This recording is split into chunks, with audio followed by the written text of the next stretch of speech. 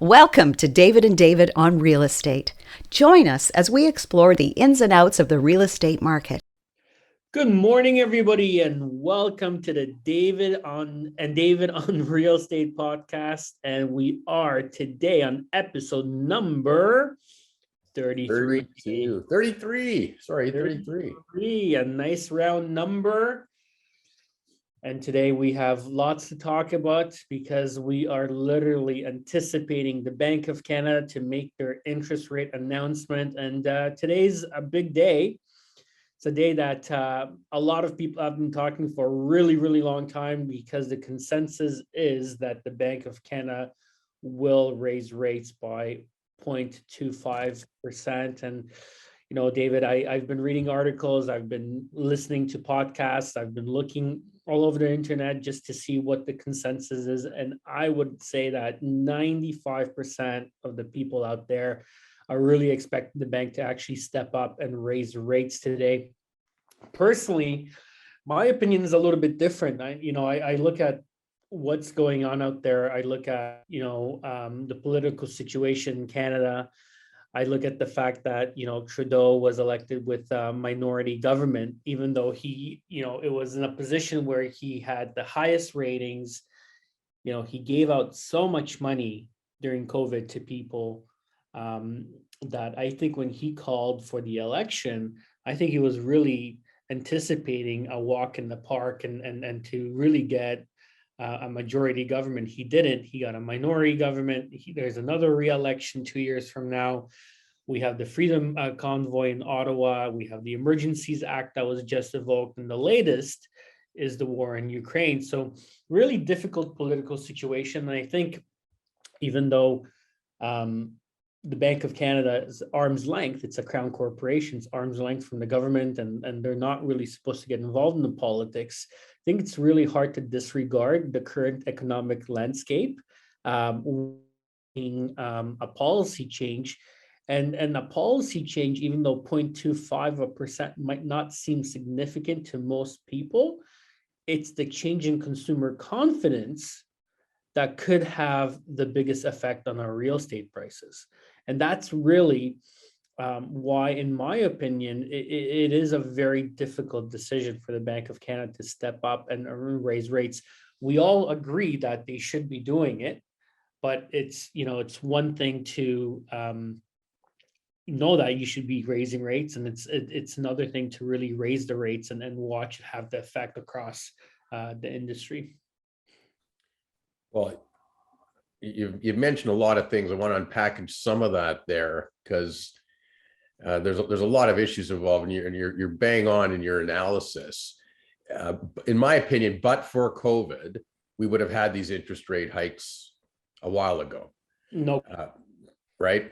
So there's always, although they act independently, there's always political pressure because it's never politically good to make an announcement like an interest rate hike, knowing that that's going to affect some people relatively directly and things like that. So it's not politically good to ever raise a rate, ever increase taxes, things like that. But that can always be overcome with other policies and stuff. But the question is the timing, and they have to look at what else is going on in the economy. And the pressure on the government is to not do it, and certainly not to do it during COVID, because there was enough pressure on the economy, and there were so many things that were shut down anyways, and supply chains were affected, etc. There's a lot of effects in the economy, and to just throw that on is like piling on. And if they stop the real estate industry or slow the real estate industry down, then what's driving the economy, right? No, now you shut down real estate. They're not selling new houses. That slows down the whole supply chain in the real estate industry, both from the construction point of view to the after construction retailers, who are going to be selling appliances and couches and furnishings for homes and things like that, right? So it's a big ripple effect with these type of decisions. So yes, interest rates have been historically low for a long period of time. So when they're low, they only got one place to go. Eventually they're going to go up. Eventually these interest rates have to go up. And what will happen is everybody will adjust as they do. Now, having one interest rate hike, if it happens today, 25 basis points, which is what people are sort of estimating it would be, that in itself will have an effect. But it's not just that, it's what that signals. Like, it usually signals that there's probably more to come. There'll be further hikes. How gradual are they going to be? When are they going to be? Is it going to be 6 months from now? Is it going to be a year from now? But we're probably going to be trending in that direction. So it's a signal as much as an effect, right? And like you said, there's so many other factors going on here. We do have a minority government in place. They got to be careful. They got to try and build consensus. Otherwise, we're having another election. So, so that, there's pressure that way as well. Because, are they getting that consensus? So a lot of factors in here. And a lot of Canadians have variable mortgages, which are tied to the bank rate. And if the bank rate goes up, the cost of borrowing every single month gets more expensive. On a $100,000 mortgage, 0.25% increase in a variable mortgage is, I think it's $250 more in interest every year, which, I mean, doesn't seem like a significant amount. But for, if you have an $800,000 mortgage, it turns into, you're paying $300 more a month in just interest payments, right? So, I mean, it is a significant amount, and it's a policy rate that affects a lot of Canadians. The majority of, the mortgages that we see are variable mortgage. Yeah, well, I did see a study not long ago, and I think the most recent data they showed was from 2020, so it's probably a little bit outdated, but at that time, 77% of mortgage holders had fixed rate mortgages as opposed to variable rates. So there's still a lot more people out there with fixed rate mortgages because, the rates were so low. A lot of people said, okay, I'm going to lock in for 3 years, 5 years, 7 years because the rate's relatively low, instead of taking you're already at 2%, instead of saying, well, I can get 1.35 if I go variable, but you're only at 2% or something. That's pretty good if you're locking in for the next number of years. So it was sort of that decision. So that's sort of the good news, that a lot of people are on the fixed rate mortgages.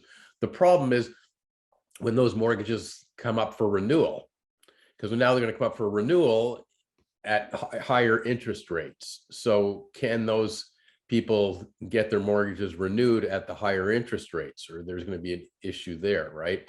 So this hits people with variable rates pretty immediately, and then the fixed rate mortgage people are going to get hit too over the next little while, because chances are when any of them that locked in over the last couple of years, locked in a fixed rate, when they come up for renewal, they're going to be renewing at a higher rate than they have now, right? That's almost a given, because the rates are not going to go down. They're only going to go up. It's just a question of by how much. Now, for some people, I think we discussed this a little bit when we had on our mortgage expert a few weeks ago. Some of the variable rate mortgages are set up on the basis that they allow the people to keep their payments the same. Even when the rates go up, their monthly payments are the same. It just means that more goes to pay interest and less goes to pay principal, but at least allows them to keep their payments the same, so they don't get hit immediately in the short term with a cash flow situation. But over the long term, they're paying their mortgage down at a slower pace as the rates go up. Right? Much slower, right? Yeah, I mean, the trick is to increase your principal payments as much as possible in the early amortization rate of the mortgage. That allows you to pay it off as quick as possible. If you decrease your principal payment and increase your interest payment, you're really prolonging the life of the mortgage by a substantial amount of time. So, a lot of these policies seem good and helpful, right? But they can lead you down the wrong path if you're not careful. So having the right advice is absolutely critical in these situations. Yeah, and anybody getting a mortgage has to pass certain mortgage stress tests, which are designed for this exact situation. Is the mortgage still going to be affordable when the mortgage rates go up, by a certain amount? So, it's probably good that that's in our system, because that'll give people some protection as the rates go up. And I think, David, you probably agree with me. No matter what they announce today, the rates aren't going to double. today, right? It's not likely to, double over the next few months or anything like that. It's not going to be that type of a drastic. Well, I have to right? correct you. If they raise the rates by 0.25, because the current rate is 0.25, they actually will double. Well, but I know what you're saying. It's not going yeah. to be a drastic change. No, I'm talking about people's mortgage rates, Right. not Gotcha. the mortgage rates that they're actually paying. So if they're paying, 2.5% or 3% on a mortgage right now, it's not going to 6% No. immediately. No. A couple of years from now, we might be at 6% because, doubling from 3 to 6 is, we've had, 6%, many times in our history. Like that's not, an abhorrent interest rate. Yeah. It is to anybody, of the younger generation who's been a first timer over the last decade, and they've only seen these interest rates really low, right? And then it says, oh wow, interest rates 5%, 6%. I think we talked about this once, but before one of our podcasts, my first interest rate when I bought my first house was 21.75%. That was the real interest rate, TD Bank, 21.75% for 3 years. 3 years later, when I renewed, the real interest rate was 14 point something percent. I was so excited. My rate went down from that, and I was so excited to pay 14%. Sorry, it might have been 12% even. Oh, that's a something huge, like that. I mean, that's almost, 40%, right? Yeah, but can you imagine today if you told anybody, oh, you're going to pay an interest rate of 12%? Like it is, so we're a long, long way from getting into anything like that. And even in those days, with those rates, there was a real estate market. Oh, absolutely. And you know what? We're going to talk about this in the second part of the podcast when we talk about Ukraine.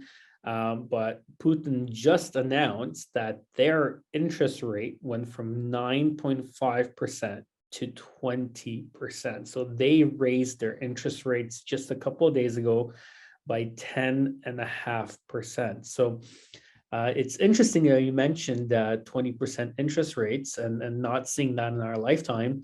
But in Russia, that's the current reality of their banking system. So we're going to get into that. It's really interesting when you look at the global economy and how our real estate is affected by it. But for now, let's jump into a market update in the GTA. We're still seeing a lot of activity out there, but buyers are really putting their foot down and pumping the brakes. And I think it's all to do with the war in Ukraine. I think a lot of people are uneasy about the situation in Europe. I think a lot of people are really monitoring it very closely. I think a lot of people are shocked by Russia's actions and what they decided to do. And again, I don't want to get into this a little bit, too much at this stage, but we will be talking about this in the second part of the podcast.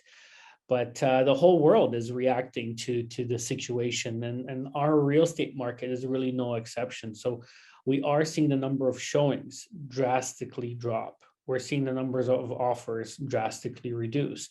But the interesting trend is that it's not happening across all markets and all price range. It's happening on a select number of listings. So there's still certain cottage properties that, when listed very low, are still producing 20 multiple offers. We saw a listing yesterday sell for almost $500,000 over asking.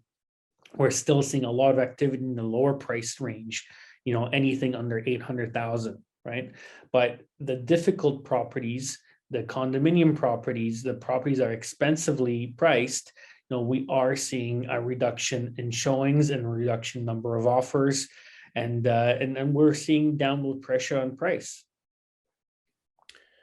Yeah, and that's happening right now when we're at the beginning of March, when normally we're seeing a trend towards more showings, more supply coming on the market. We're getting through the January, February weather and the doldrums, and people back to work, and the agents are back, and those that took holidays are sort of back and ready to go, and they're usually getting their clients staging in order and the decluttering and getting properties ready to come onto the market. So usually we would see it trending the other way a little bit now, and hopefully that will happen. And it's looked like it was starting to happen, and then all of a sudden we got a war going on in the world, and that gives people real reason to pause, to just say, okay, I just want to wait and see what's going to happen right now. Let's see, is this, what's the price of gas going to be? How is this going to affect inflation? Our interest rates going to go up? How's our economy going to react to this? What type of supplies are we going to be short of while this is going on in the world, et cetera, et cetera. So some people would say, it's a wait and see, right? There's a bit of a pause, and people want to say, okay, I'm still interested in putting my property in the market, but not right now, not yet, right? Yeah, and I think a lot of sellers are actually jumping in to because they want to take some of the uncertainty out of what happens next, and they want to cash out on the highest levels possible, especially people that have investment properties. So we have been seeing in the last couple of days, a lot more listings coming in the market. We're also seeing a lot of the pricing strategies where listings are holding back offers, not sell on offer day, and getting relisted, canceled and relisted at the prices where the seller actually expects to get.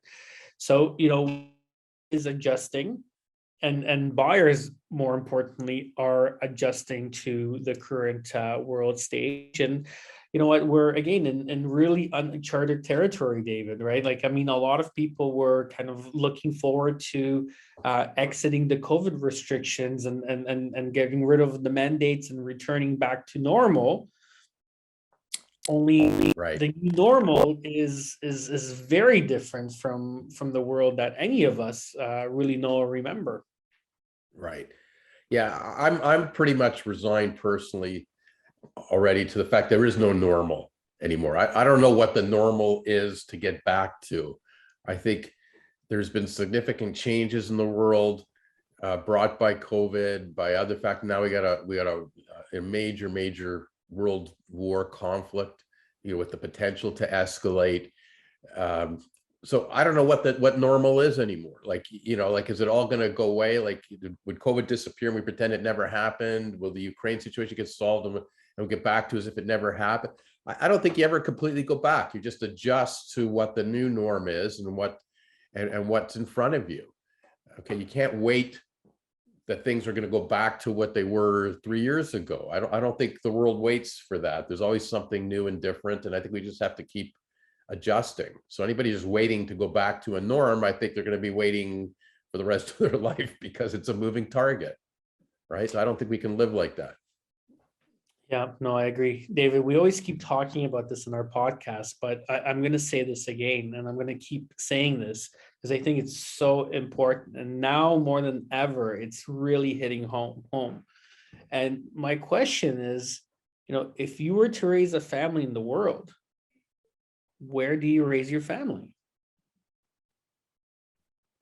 Well, how do you answer it? And then I'll tell you my answer. Well, I think you take Europe out of that equation now. I think there's way too much risk to move to Europe, right? I was talking to a client earlier today when I was on my way to work, and they just sold their house. They got a phenomenal price. They're extremely happy, and the wife wants to take 2 months before the closing date and go to Poland. And we had a really in-depth conversation, and the husband's really worried, doesn't think that's a good idea. And, I called my grandparents over the weekend, and my grandmother lives 60 kilometers from the Belarus border. 30 kilometers from her is a major... She's in Poland, right? She's in Poland, yes. In Poland. Right. 30 kilometers from her is a major army base, right? And she's extremely frightened. Yeah. So close to home. And Right. and Europe is a lot smaller than most people think it is. And it's way more interconnected as well. And the history is way more interconnected, intertwined as well. And, people of Europe have seen this before throughout history. It's not the first time where Prussia or Russia or the USSR or certain forces invade, and there's major conflicts, and countries, borders don't exist, and countries disappear from the map, and they're ruled and conquered by other countries. But in our lifetime, we've never experienced this, right? But again, the question is, where do you go? Where do you raise your family? And I think you have to take Europe off that list. I think there's way too much risk. I think there's way too much conflict. I think Europe is small, right? And like my grandmother said, she's 60 kilometers from the border. I mean, I saw the speed of those tanks. Like, those tanks are going quick. For them to cover 60 kilometers, that's like 3 hours, right? And there's a lot of missiles that can cover that distance pretty fast too, right? So that you can't tell her not to be concerned, not to be afraid. As you say, we think of Europe and we think of countries and they're all these big land masses, but they're not. Like, Canada is an enormous landmass. The US is an enormous landmass. Russia proper is a big, enormous landmass. But most of the other European countries are small. Most of them are way smaller than the province of Ontario. I was just going to say, so Poland's smaller than the province of Ontario. The population is bigger than it's densely populated. From we have so much land that's not used, and unpopulated. But in those countries, they're really densely populated. Yeah. It's funny, you look back, and I think my ancestors and your ancestors were neighbors to some extent, because the Korman family was in what is now Belarus. I'm going back, my grandparents. Oh, okay. At the time that they were there, it was Russia. It was part of Russia. They used to call it like White Russia. In Minsk, the Minsk, the capital of Belarus. So they were in the Minsk province in a town called Pinsk. And it turns out my father's family was there. And in the same general neighborhood, my mother's family, my grandparents on both sides were there. And they got thrown out. They were, landowners, business owners there, and they got thrown out before the Second World War, sort of between the wars. They were thrown out of their homes. And, so we certainly have sympathy for people to become refugees. And they ended up coming to Canada with nothing. Just like you see all these images now, people, now we've got a world where you can see this. Everybody's got a smartphone, and we see these mothers with their babies in their strollers trying to get to the Polish border to get out of Ukraine, right? And you just want to cry as you watch these images. So that's what my grandparents experienced too. And this was eventually that part of the world became Belarus. Which is what became part of the Soviet Union, Belarus, then became independent Belarus, and now it's clearly a puppet state to Russia too, right? So right near the border there, like our families were neighbors. Wow. So same territory, and like you see, in our lifetime, we haven't, like since the Second World War. Many of us, haven't experienced. There's been other incidences around the world where there's been these refugee crises, and there's been other attacks, but first one in Europe since the Second World War to this extent, and I don't want to, what happened in Crimea, there was a takeover there too. The world didn't react the same way, but certainly the world is reacting now as it should. As it should. And I think Putin is a very proud man. And I think, the soccer teams canceling their matches, and, every single organized sport organization is putting pressure. I heard Wayne Gretzky speak out the other day about and encouraging the hockey league to cancel the hockey tournament. And Russia has a great hockey team, right? Like extremely strong hockey team. So, Russian tennis players, Rublev just won a tournament, and, as he was signing his name on the camera, he put "no war," right? So, a lot of people are putting pressure on Russia and on Putin to, really stop what he's doing, and to rethink his actions, and showing their dismay and not giving their support for the situation. And I think that's going to be the biggest difference maker in driving Putin to rethink his actions. And what I'm hoping for is that people really rise up internally and throw him out of power within Russia. Yeah, and I agree to you. That's, to me, that's the ultimate solution, or the way this is going to stop, because I don't think he cares about the general population in Ukraine. I don't think he's worried about civilian casualties. No. He's going to increase civilian casualties to put the pressure on him to get to Zelensky and get them out, right?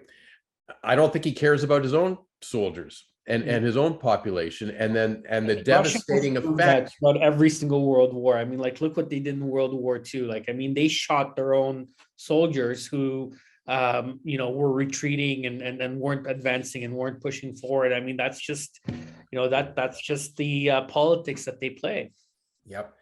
And with all the sanctions that the world is now putting on Russia, and look at, like you said, the drastic effects already in their economy, and the high interest rates, and the collapse of the ruble, and there's more to come, and they're going to start feeling it. Right now, they know it's coming because the sanctions, but some of it's not felt yet day to day, but that's all coming. Their supply chains are going to be cut off too.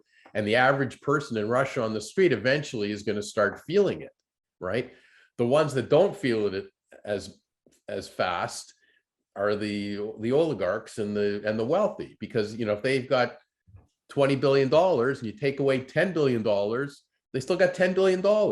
It's not changing their lifestyle. They're annoyed, they're upset, they don't like it, but it's, how much has to happen till it actually changes their lifestyle? But to the average Russian working person, this is going to affect them pretty fast, right? And I think they're the ones that sort of have to find a way to rise up and say, like, no more, and we got to get to them. It's hard in that country, because anybody that speaks out, we've seen the protests, peaceful protests even, and it doesn't matter. Protests in Russia, they're rounding up people and they haul them away, and they do it to set an example for the rest of the crowd. Like, we're going to indiscriminately just grab certain people out, and goodbye, you may never see them again. Yeah, that's going to get you to think twice to go to a protest. Yeah, it's you got to think about it. I give all those people so much credit for showing up, and I hope more of them have the courage to do it, because I think that's going to be the way this thing might end, when there's enough pressure, or someone just takes out Putin, and that's only going to happen from his inner circle, because no one else will get near him. But other than that, there's going to be a lot more people are going to die in Ukraine for sure before any of this happens. Yeah, it's really unfortunate.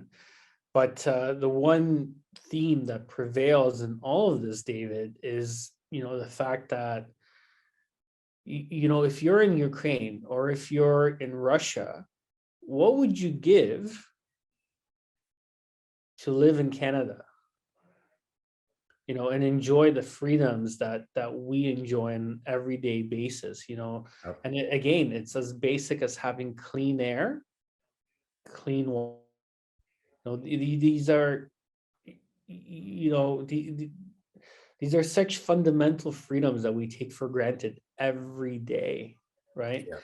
If you live in Ukraine right now, you don't have running water and you don't have power. Right, because the infrastructure is the first thing that's attacked, right? And it's psychological warfare. They want people to be scared. They want people to be cold. They want people to, be out of their comfort zone. Yeah, and they're showing tremendous bravery there by staying and saying they're not leaving. They're going to fight. We have an example even in our office. One of our senior law clerks is Ukrainian descent, and she's been here for a long time, but with still strong roots there. And she's got a sister back in Ukraine, living in the middle of the country, a small town. And I asked her yesterday what's doing. Her sister's basically been living in a bomb shelter since this started. even though they don't think where she lives is as likely a target because it's sort of a small town in the middle. It's not as strategic, but there's bombings in the neighboring towns and villages. Like there's, they hear it. And her brother-in-law, when this started, happened to be in Warsaw on business. So here's a male adult. I don't know how old exactly he is, but he's probably in his 40s or 50s for sure. And so if he was in Ukraine, he wouldn't be allowed out. He happened to be out when this started, and as of 2 days ago, he's back in. He's back in. He came back in to fight. Wow. I have so much respect for people like that, and you see it all over social media. You see Miss Ukraine, with armed with a weapon. You see a lot of billionaires. You see a lot of the heavyweight champion of the world is taking up arms and defending his country. And it's a reality that we as Canadians hopefully never really have to understand what that feels like. Yeah. But I we don't know what kind of choices we'd be making in the same situation. Like, in that example, like here, her brother-in-law's already out. So one choice is, I'm already in Poland, tell his wife and their kids, you can get out, find a way, get to the Polish border and get out and join me there. And we can stay in Poland, or maybe we'll move to Canada, or, we have a connection there. We can be no, their choice was, we're going to stay and fight. You stay there in the bunker and I'm coming back. Like I don't know if I could have made those choices personally. Like those are hard choices. And you know what, those choices have big consequences too. I mean, war is different today than it was, in World War II. Weapons are different, like you said, these bombs, 60 kilometers, somebody can press a button and, 60 kilometers away, bomb comes in, bomb comes down, and that's the end of the war for you, right? It's not like, clear line of sight, where the army is, where you have to avoid. Like war is just fought in such different ways today. And it's something that we're very fortunate that we don't have to experience, or at least now we don't have to think about. Yeah, and part of the scary thing about this type of war, when you know that the technology exists, where the attacks and and the bombs and the missile strikes can be pretty precise with the current technology, and that you still see residential apartment buildings being hit, right? And they're not sitting right beside some other piece of infrastructure and they were just off by a couple degrees and they meant to hit this piece of infrastructure and instead they hit this apartment building, by accident. Like you can tell that these are targeted, right? So where are you safe? And I think that's exactly what Putin's message is. There's nowhere to hide. You can't be, we don't know, I'm not gonna tell you where we're gonna drop bombs. It could be anywhere, right? So they want to create that terror, right? And it takes a lot of strength to try and stand up to that and stick around and fight. Question is, David, is this going to put upward pressure on our real estate values in Canada? What are your thoughts? Well, you've raised a really good question. Like, where would you want to live in the world, right? And I think, Canada's been an excellent choice for a long time and still remains that. We have a very big Ukrainian population in Canada. The largest in GTA. We have an enormous Russian population. We have an enormous Russian population in the GTA. We have an enormous Chinese population in the GTA. So some of these are people that still have ties to these other countries, like to Russia, to China, but they've elected, like, it's better for us and our future generations to live in Canada. Let's get our assets out of those countries. Because Canada is a better place. And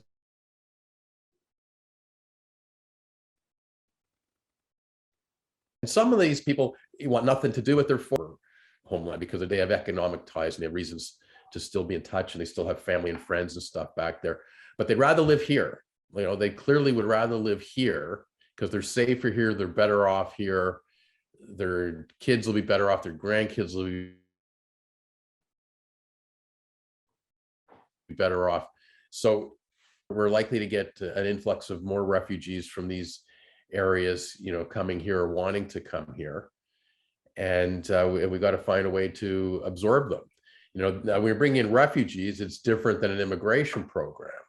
You know, immigration program, they're coming usually with some assets, with some expertise, with some knowledge. They got certain tests they got to pass, you know, to get in here. Refugees are a different situation. We got to take them in, find them a place to live, hopefully find them a job, etc. So, but you know, a lot of people, you know, and I've known lots of people, you know, dealt with lots of people over the years in the Russian community, and currently a lot in the Chinese community too.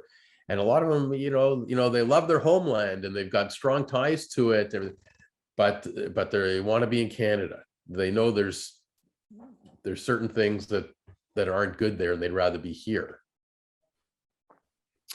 Yeah, and I think that message is just going to get amplified, you know, as things unfold in Europe. And you know, I had a couple of clients move to Spain, and you know, I'm in touch with them, and you know, everybody's nervous. You know, nobody feels safe. Like, I mean, like, again, Europe is is smaller than we think, and you know, it's going to be really interesting to see how many of the people that have moved to Europe over the last couple of years, you know, come back to Canada because of the current situation, because of, you know, what's going on there. But again, I always do the test of, you know, if you raise your family, where would you rather live in the world? And my argument is that you have to take Europe off until things, you know, settle down, and then there's peace again. Yep. And, you know, and if you're coming from that part of the world, do you want to come to Canada versus the United States? You know, is the US a good alternative? Is that a good option right now too? Like, it's things are tough in that country right now too. A lot of instability.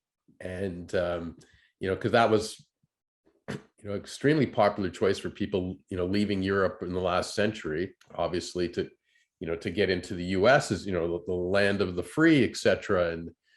And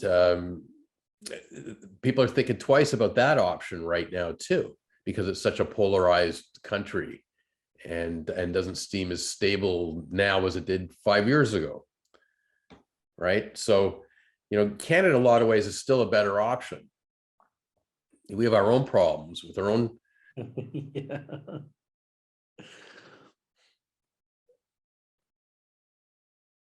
political climate and lack of an opposition running the show in a minority position. So we got our own issues politically, but still, it's safer. It's still a good place, a great place to raise a family. David, let me ask you a question. Because you mentioned the States and the polarization that's happening there. You mentioned, you know, our political system. You know, Russia is obviously challenging democracy as well in Europe. Do you think there's a consensus or this push by governments around the world to limit democracy and infringe on our democracy? Because I mean, that's what's kind of happening in the United States, right? And yeah, you know, the United States, which was the leader in the democratic system, is showing cracks because they've become so polarized in the last few years. And I think it causes some other places to question that. Now, they're not at the point where there's a civil war going on there yet, but they got to be careful that they don't go down that route. You know, I watched the State of the Union address last night, and I've been watching them forever, you know, regardless of who's in power. And it's, you know, it's a Democratic president, it's a Republican president, and great. The fact that it goes back and forth from Republican to get to Democrat is great. You know, let them get 4 years, let them get 8 years in power, and then somebody else is in. And when that next person gets in, it was always a congratulations, your turn. We're going to try and get you out of office by political means. But on certain issues, we're going to unite and support and, you know, and grow our country. And it was, truly democracy. Now, when you watch it, it's it's like they won't give anybody any credit. Like Biden makes a speech last night, whether you like his speech, don't like his speech, he's talking about uniting, he's talking about uniting NATO and their role there, and and the positive, and he gets some applause from everybody. But as soon as he's done, you get a response from the opposition, and they blame what's going on in Ukraine on Biden, not on Putin. It's Biden's policies. Everything Biden's done in the 1 year that he's been in charge is the reason that Putin is now in Ukraine. Like they just find a way to spin it that it's all Biden's fault, right? So I don't think that would have happened 8 years ago in a response in the same situation. Like you give some credit, you give some support, and you say there's certain policies we don't agree with. We think we're better off doing this than what they're doing. Argue your position. But it's so polarizing now. I mean, David, I think you look at Russia's decision to invade. I think it was timely in the fact that, like you mentioned, there are cracks in the armor in the United States, right? And they are dealing with a lot of issues and a lot of polarized views and some instability internally. And I think, if you were to strategize, you take advantage of those weaknesses, right? And unfortunately, people kind of looked at how the States dealt with Afghanistan, the withdrawal in Afghanistan, and the United States policy forever was never leave anybody behind. Right. And right. And here it's just like, what happened, right? And if I'm Putin, I'm watching this, I think to myself, you know what? They're weak. They've made mistakes. Biden's a weak leader and there's cracks in the armor. And you know what? If our goal for the last 20 years has been to accomplish this, probably right now is the best political time to go and do it. Right. Right. But we'll never know we know that he's been planning this for a long time. This has been on the agenda for a long time. He's just got to wait for the right time. Right. We don't know if he may have made the decision the right time was 2 years ago and COVID hit and his troops were sick and and he decided to wait. We've got to wait out COVID before we go in. Like, we don't know for sure. We don't know if he would have done this when Trump was in power. Like Trump last week called him a genius. So maybe he would feel I'm better off doing it while Trump's in power, but he couldn't because of COVID. We don't know that, but they spin it both ways. Both parties are spinning it the way they want to spin it, right? You listen to the Republicans, this never would have happened if Trump was in, and the Democrats saying the opposite thing, like this would have been so much worse if Trump was in, because he'd be doing it because he'd have the blessing of Trump calling him a genius, and Trump wouldn't be able to rally NATO to support Ukraine. So you can spin it and look at it both ways, right? And that's part of the problem. I think you talk about a good example of democracy. I've seen a couple interviews in Ukraine from the former presidents of Ukraine, the guy that Zelensky took over from, and they're there with armor on, fighting in the trenches, completely supporting Zelensky, right? They're the opposition parties. They're the guys, they would rather be in power. Zelensky beat them out. And these guys are totally supporting their president who's in there right now, because they accept the fact that he won. There was an election, he won, he's the guy. And Zelensky, you got to give him a lot of credit too. He's not trying to be the dictator of Ukraine. He's just the president. He accepts the position. It's me right now, and a few years from now, it'll be the next guy's turn. But right now, I have the responsibility to deal with this. And that's what leadership in Canada used to look like. That's what leadership in the US used to look like. I would have liked Biden to say that last night. Like, right now, I'm the president, but a few years from now, I might not be. It might be another Democrat. It might be me for another 4 years, or it might be a Republican, but it doesn't matter. We're still the United States. We still have to stay united. We still have to carry on. We're just holding this position for a period of time. and look at the danger of what would happen if you let an autocrat become president of the United States. So I don't care if a Republican becomes president of the United States, but not that Trump guy, because he's a danger, right? Like you deliver that type of message too, right? And that's where I give tons of credit to someone like Zelensky for being able to convey that type of thing. No, I'm the guy in charge right now. It's not my country. Get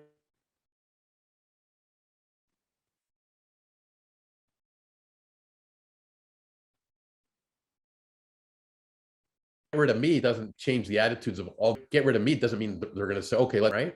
And I think he conveys that message. He was just elected to be on behalf of the people. He's the guy controlling the ship right now for a period of time. And that's how a democracy works. And I think the whole world is admiring the fact that, you know what, he is showing tremendous leadership, and the fact that his life is in danger, right? And he's still standing with the people, and you know, that is the greatest sign of leadership there is, right? You know, look what happened with Trudeau when the Freedom Convoy was on their way to Ottawa.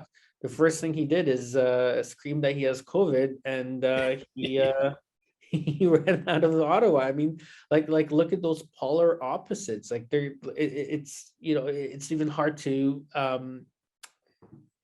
mention it in the same breath. Right. You know, and when you look at that too, you know, look at the freedom fighters, you know, we're looking for here, you know, saying, you know, forcing us to wear masks, forcing us, you know, to have these certain mandates to, you know, to perform certain jobs only if we are vaccinated, or go through certain protocols is taking away certain freedoms. Okay. Yeah, that's all true. Like, I'm not saying that those aren't legitimate, and I support them in a lot of that stuff. But when you see, like, you know, a week or two later, what freedom issues really are with what's going on in Ukraine, like, this is like such minuscule differences as opposed to what freedom truly is. So keep that in perspective, right? Like, nobody was taking away their homes from them and confiscating their businesses or bombing their homes and, you know, or forcing them to flee the country, right? They were just saying, we're trying to keep everybody safe and healthy. So right or wrong, you know, best of the information we have, where we've been imposing these mandates because we're trying to keep everybody healthy. That's the goal. We're not trying to infringe on your freedoms. We're trying to keep everybody healthy. Yeah, we made some mistakes because it's not an exact science, but that's the intent. We're not trying to take people away freedom. But in the course of doing that, we live in a society, what one person does affects another person. So we pass certain mandates, just like we pass laws every single day and rules and regulations every single day. You know, you have condo rules. You're not allowed pets in this building. Oh, that's taking away my fundamental freedoms. Well, no, you're free to live in another building that has pets, but this building happens to be no pets. That's a law. That's a rule that's passed by a vote. You're either going to accept the vote, accept the democratic vote and live with it, or you're going to live somewhere else. So we got to keep that in, all these types of things in perspective. And I'm totally in favor and support of the freedom fighters for protesting, for trying to get these mandates eliminated. It's affecting their livelihood. Go ahead, peaceful protest, lobby, do whatever you got to do. There's a lot of democratic means to get your voice heard, right? I think you and you sort of supported that too. Yeah, I mean, you know, I think you and I had a conversation a couple of days ago, and I mentioned to you that you know, at one point I was thinking about, you know, possibly doing, you know, a money donation to the Freedom Convoy, and you know, that didn't happen for one reason or another. But you know, it's interesting that your government decides to, you know, freeze accounts and go after those people, and the chief of police says, hey, we're going to hunt you down, whatever that means. I don't know what that means, but pretty scary language that's being used. And I mean, you know, it's different if you give, you know, some money to an organization that really wishes harm, you know, is a terrorist organization, right? And you support their views, and, you know, these people are talking about, you know, doing something like really illegal and immoral. Completely get it, right? But to fund bouncing castles and hot dog vendors and cotton candy machines in the streets and I think it's important to take the young generation and show them that, hey, you know what, the society that we live in and the freedoms that we enjoy every day, they came at a cost at one point. This wasn't something that was given to us. We had to fight for this, right?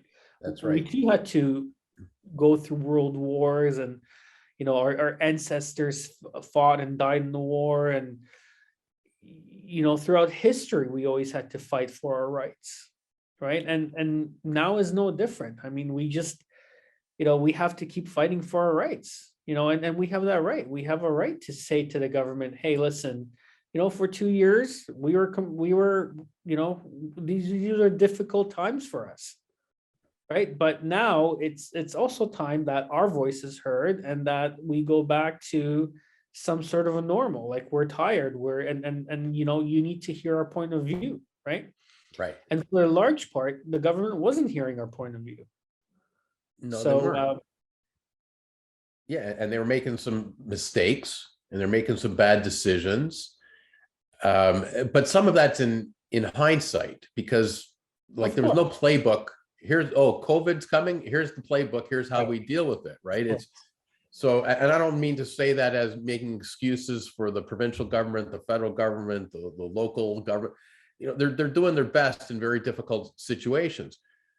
But you have to remind yourself that whether it's these COVID mandates or it's other policies or our taxation rates or all kinds of things, there's a lot of things that we don't like, decisions made by the government in power. But we have accepted that we're living in a democratic society. So there's democratic means of going about to get those things changed. And ultimately, it's voting those people out of office and making your voices heard at the election. And we still have, more than half of our population don't show up to vote, right? And some of those same people that were freedom fighters that were out there, if you could ask them, did you vote in the last election? Did you bother to vote? Right? And it's 50% probably did, and 50% probably didn't. Right. So still, they have the right to lobby. They have the right to peaceful protest. They've got the right to write letters to the minister, to the prime minister, to local politicians, to write emails, to have campaigns. There's a lot of means to do it, to get companies on board. There's lobbyists. There's a lot of democratic means to get their voices heard. And when they're not being heard, find the next means.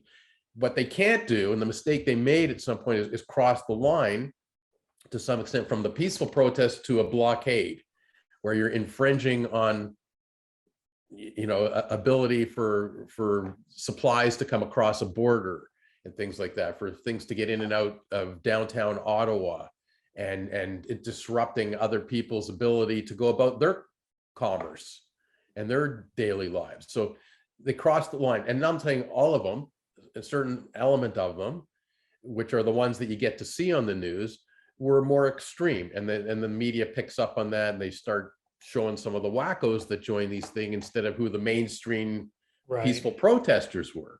Right. Because I'm sure 95% of the people were very peaceful protesters, and we saw lots of those images too. But the media plays up more of the 5% or 10% wackos that show up, because they'll show up to any fight, right? And they just make it worse.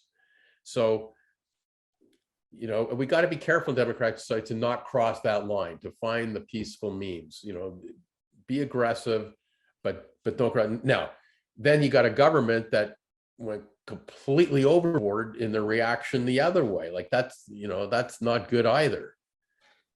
And the other thing is, a simple conversation, just meet with them. Like, I mean, these are people that, have worked hard, have carried supplies and throughout the pandemic have delivered supplies and have kept our shelf stocks and kept our products, arriving at our houses that we bought. And, these people had legitimate concerns, and I completely agree that Trudeau didn't support any of the viewpoints, but I think a president or a PM or a prime minister needs to listen to everybody, whether he agrees with them or not.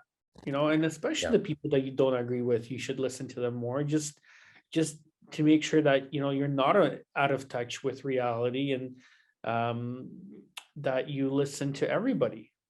That's part of your constant. Part of the issue, and this isn't to apologize for anything that Trudeau or anybody in charge is, but when you say, listen to them, like, who was the leader? Who exactly would they be listening to? What was there one person or one group of people that were clearly in charge of this whole thing with a mandate from everybody else saying, yes, we all agree, and they're our speakers, they're our voices, because we all agree with that person's position. And I don't think that ever came out. So that sort of makes it hard, because the system is, okay, you have to, we have a system, okay, you've got your voices, you want your voices heard, then you elect somebody to be your representative to voice your opinion. And that's what the whole democratic system is based on. We have people in every community running to be the voice of that community, and we choose which one we're going to elect, and we're electing that person. We send them to Ottawa to be the voice of our community and to express our concerns, and that's the way it works. So it's hard when you're in that type of situation, like, who is the one person or the group of five that clearly had a mandate to meet with the prime minister or something to express the concerns over everybody, all these freedom fighters across the country. Like, it's not organized to that level, unfortunately. So whether they want to have a meeting or not, like, who are they going to be meeting with, and how are they going to know that they actually have the voice of that whole group? It seems like such a pale thing to focus on in the grand scheme of things, especially now when we look at the war in Ukraine. It's just a small shadow on a large map, right? Not that I'm not saying it's not important, because I think it's absolutely important. And I think that even when you mention there's much bigger infringement on freedoms in the world, right? But it starts at a certain point. And I think the earlier you address it, yes, right, the less likelihood that it goes down a really bad path, right?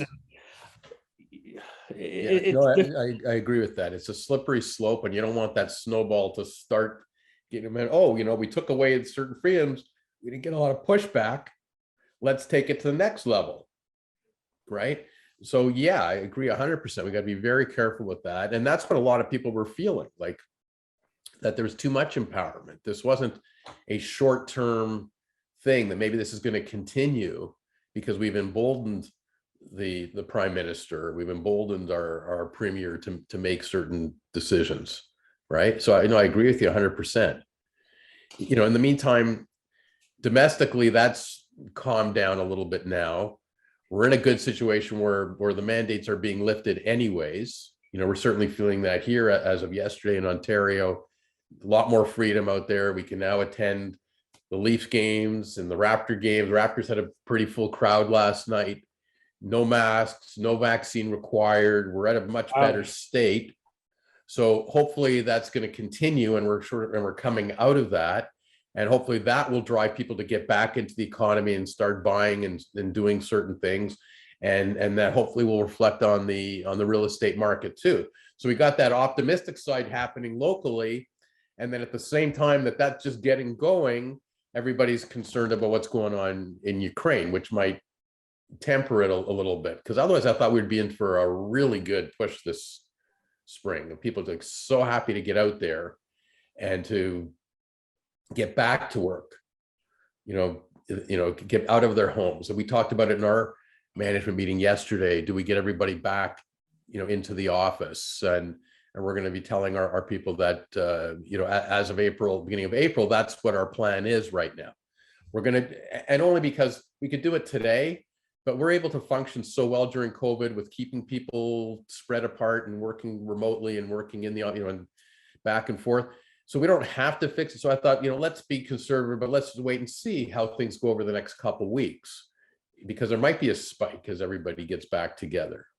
So, but our plan is, we'd love to get everybody back in the office. Let's get back to, we're trying to discover that normalcy. What's the normal? Certain things we're going to try and get back to that normal. And hopefully everybody will get out there, and we'll feel this in the real estate community too, when people will get back to saying, okay, I'm ready to, to sell my house again. Let's get it on the market. Let's go. I really want to move, and waiting for 2 years to make a move. Let's do it. So, and even with interest rates, if they do go up, it doesn't mean it stops the real estate industry. It's just another factor in the decision that people make about what's affordable to them. Right. Oh, yeah, this is hot off the press. It's 10:02, and the Bank of Canada did raise rates by 0.25%. So the bank rate is now 0.5. We did see that marginal increase that everybody was talking about.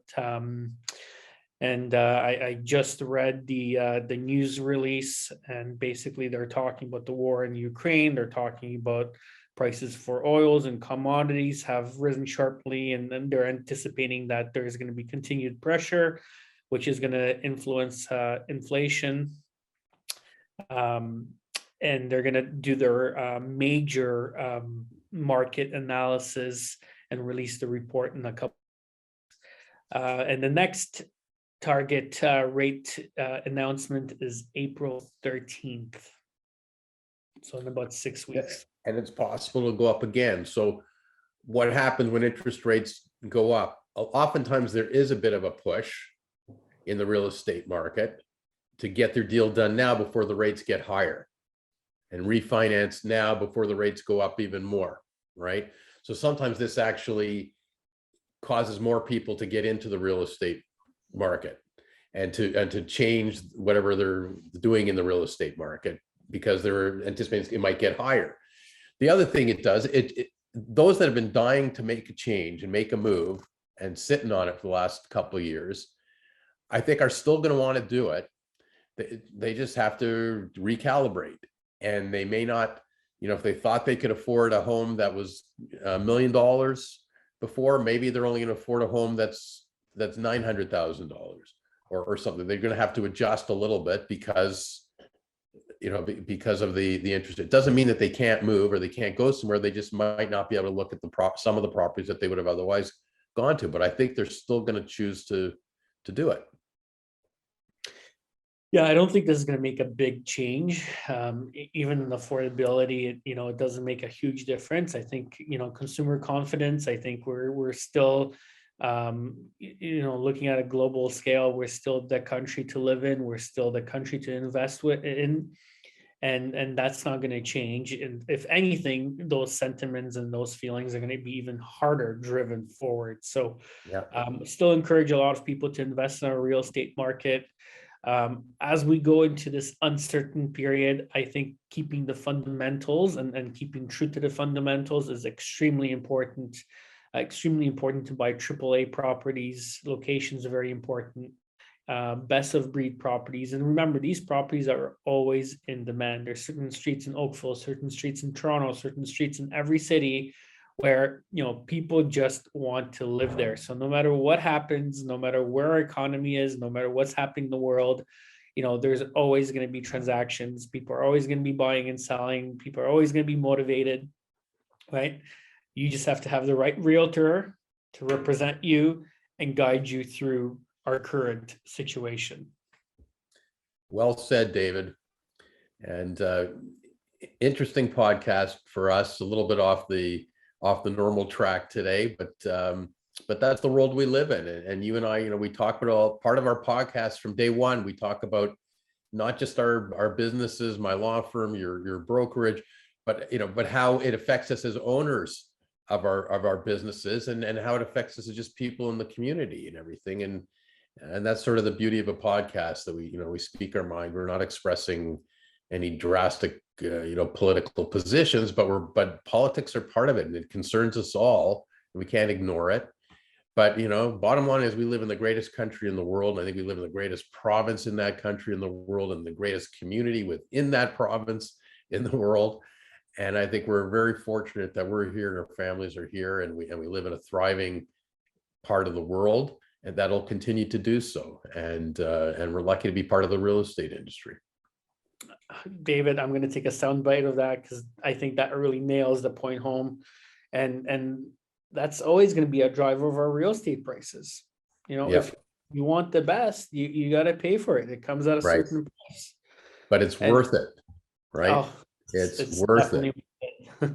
Yep.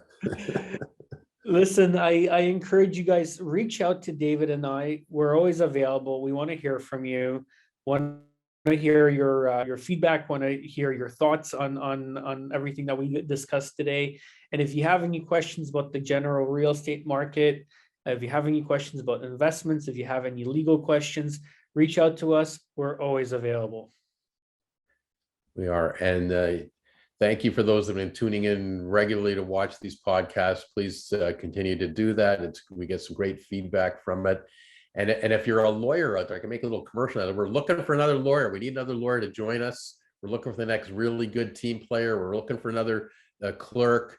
Anybody out there that wants to join a good firm with some great people and a great team, please get in touch with me. We got some openings. Awesome, guys. Well, listen, stay safe, everybody. If you have family in Europe, my heart goes out to them. We're just very fortunate to live where we do and to enjoy the peace, the tranquility. I'm going to say this again: clean water, clean air. But it's something that we enjoy every day, and now more than ever, it's hitting home how important those fundamental freedoms are. Amen. Take care, everybody. We'll see you guys next week. Thanks, everybody. Bye-bye. Welcome to David and David on Real Estate. Join us as we explore the ins and outs of the real estate market and dive deep to understand the issues affecting buyers, sellers, investors, and businesses.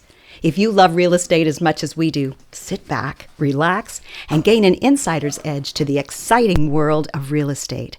David Gorski is a broker and the owner of Sutton Summit Realty, a powerhouse brokerage providing guidance to over 180 realtors. And David Korman is a partner at Kormans LLP, a respected law firm specializing in residential and commercial real estate transactions, with offices located in Toronto, Mississauga, and Markham.